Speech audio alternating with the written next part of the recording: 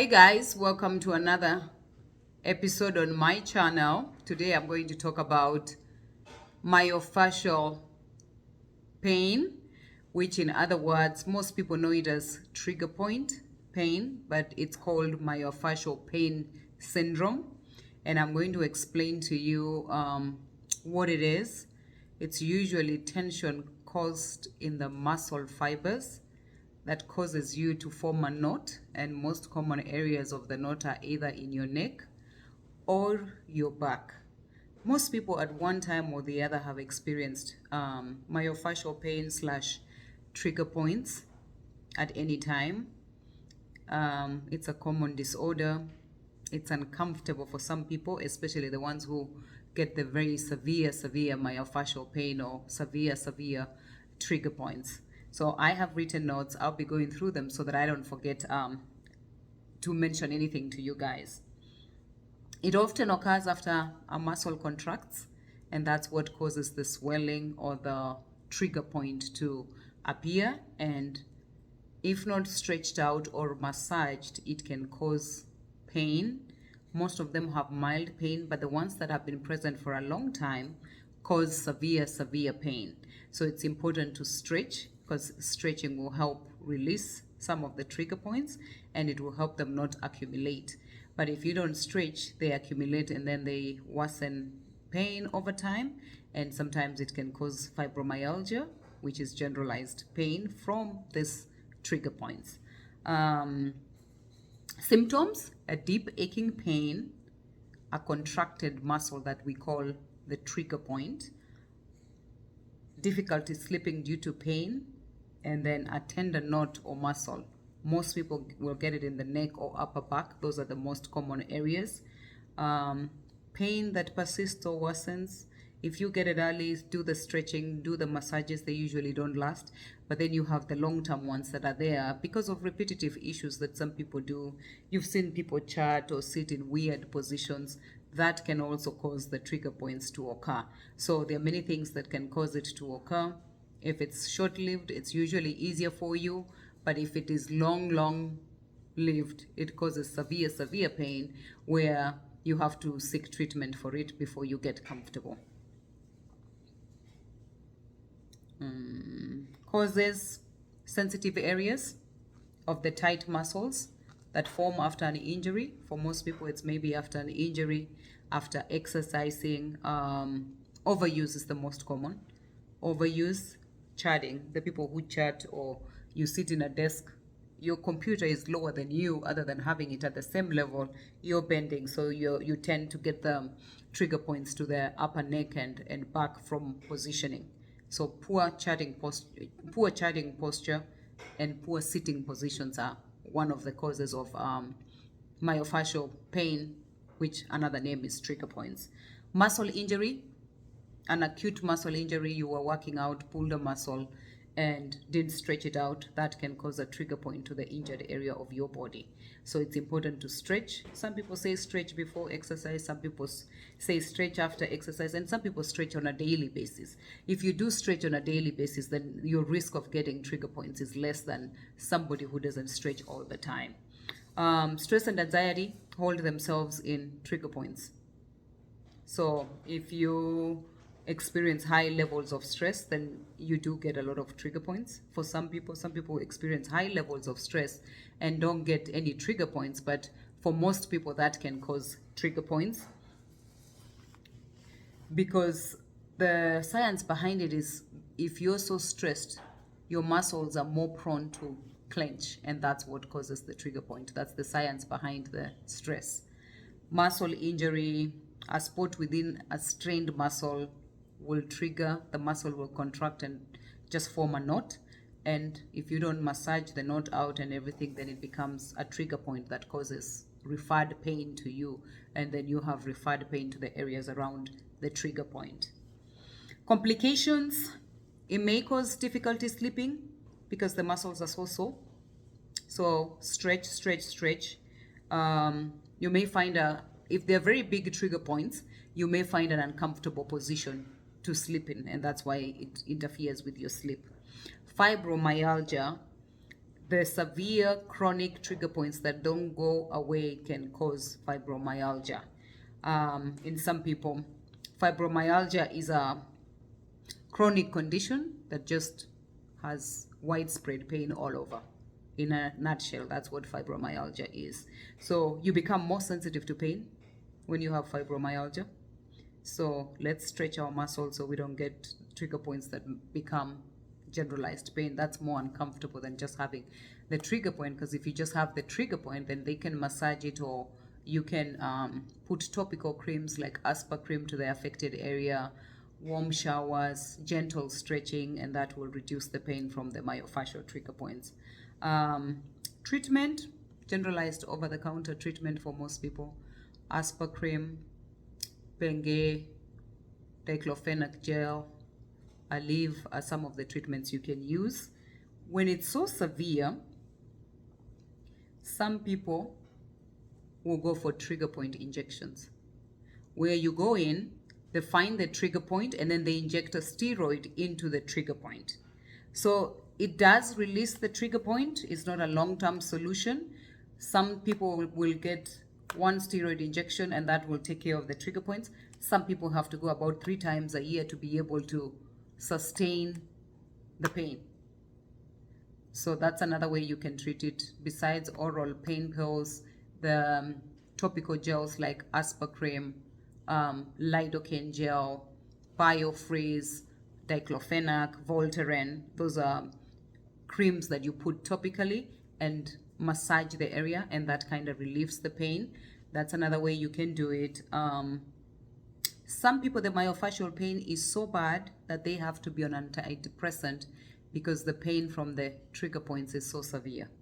So if you've left it for a long time and it's severe, it causes you discomfort, it causes you worry, then some people are put on antidepressants to help with the myofascial trigger points, myofascial pain / trigger points. The antidepressants help with the thinking, but also help relieving the pain because it's so severe that they can help relieve the pain. Sedatives, some people will use sedatives. This is not common though, because the massages, the regular pain medications, the topical gels in most people will help. Steroid injections will help. So sedatives are not commonly used, but in a severe case, they may give you a sedative to help with that kind of pain. Other therapies, stretching is the #1 therapy that you can do that doesn't need any extra or external help. You can put on some videos for stretching and you can stretch the area, and that will decrease the pain to this tight muscle that has contracted and is causing you pain. So stretch out, stretch out, stretch out. Posture training, most of us have bad posture. I do, for example. I know my posture is terrible because I'm used to documenting this way instead of documenting at a level where my computer is higher than I am, or we sit and slouch in our chairs. So see the muscles, how they go compared to when you're sitting upright. So if you're sitting upright, you're less likely to get the trigger point. But if you're sitting crunched up this way, already my neck is in a weird position, then it's easier for me to get a trigger point. So posture is huge. Massage, where you go to a massage therapist, physical therapist or a massage therapist, and they massage the knot out until it resolves. In some cases, if you don't have severe ones where you have to keep going, this resolves. But in most cases, if you have severe ones, you have to keep going every few weeks or once a month to maintain the area so that the muscles don't contract and worsen the trigger point. Massage therapists do it and physical therapists do it too. So either one of them can help with the trigger point treatment, not injections. Heat, applying heat to the affected area, that causes the muscles in that area to loosen up, and then it makes it a lot easier for you to move around, or for the muscle to move around where the heat has been applied. So some people will do the dry heat, like a rice bag, put it in the microwave and put it to the affected area.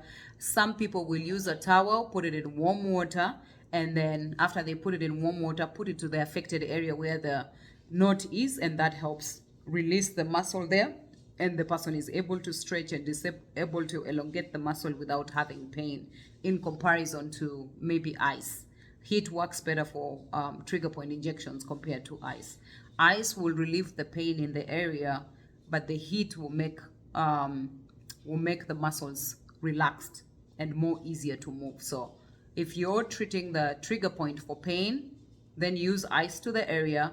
But if you want the muscle to relax so that you can massage the trigger point out, then heat usually works better. Ultrasound. Some people use an ultrasound. The sound waves increase blood circulation and warmth to the trigger point. That's how the ultrasound works. I haven't seen an ultrasound done, but while doing my research, I saw that you can use an ultrasound to promote healing, which is the waves are going to the affected area, releasing the tension there, and that in turn decreases the pain. So that's another way you can do it. I talked about steroid injections, where a needle is placed right into the trigger point with steroids, goes in there, reduces the inflammation. That one, most people within 10 minutes have gotten relief from it. How long does it last? For some people it does, and for some people it doesn't stay. Some people will tell you, I got trigger point injections that took care of my trigger points, and some people have to go in every so often to get the trigger point treated with the steroid injection. So whatever works for you. You may be one of the people that goes in, you get a steroid injection, takes care of it, you don't have to go back, or you're one of the people who has to keep going for massages because the trigger points keep coming, or you forget your posture and you have bad posture, and after having bad posture, the trigger points keep recurring and recurring and recurring. We forget to stretch because time takes over, and you forget to stretch, and so the muscles contract again, and then you have the trigger points. So injection is another way to go. You can try it, whatever you feel works for you. If you stretch and it helps it, then you don't need to do the other treatments. But if you don't, then you have options. You have massage therapy, you have physical therapy that can work on it, you have topical pain gels that you can apply to the affected area, you have heat, you have ultrasound, and then the best of them all is you can stretch so that the tension in the muscle is released.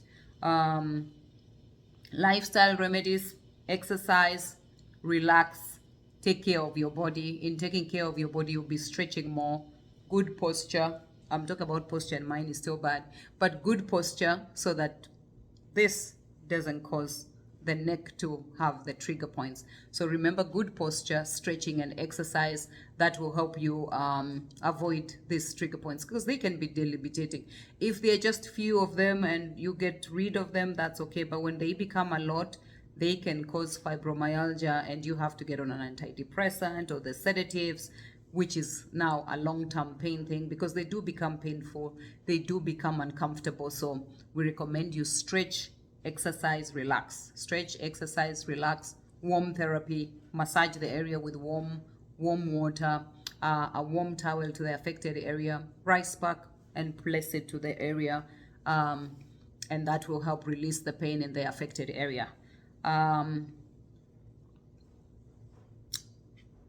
When it becomes severe, some people decide to follow up with maybe orthopedic doctor, who then can follow up more. But most of them, the ones I've given you, are usually pretty, unless it's very severe trigger points that need the constant injections. Most of them you can get away with massage, with heat to the affected area, with ultrasound, or the steroid injections, or the oral pain medications. The thing about the oral pain medications, it gives you a general feeling of the pain has decreased, but the knot is still there. So some people just prefer to work on the knot, put heat to the area, the muscle relaxes, and then massage the area. Or some people will do the opposite. They'll massage the area and then put a heat pack on there, and that relaxes the area too. Some people do cupping to the affected area, where they put, I don't know if you guys are familiar with cupping, but where they put a flame into a glass and put it to the trigger point and let it sit in there, and that heat moves into the muscles, and that releases the muscles. And once you're done with cupping, the muscle is not tender anymore. You can move it, you can massage it, and it's going to dissolve. So that's another way you can do it too. So those are the main ways. Thanks for watching. If you have any questions or topics, put down in the link below, and you have a great week. Take care. Bye-bye.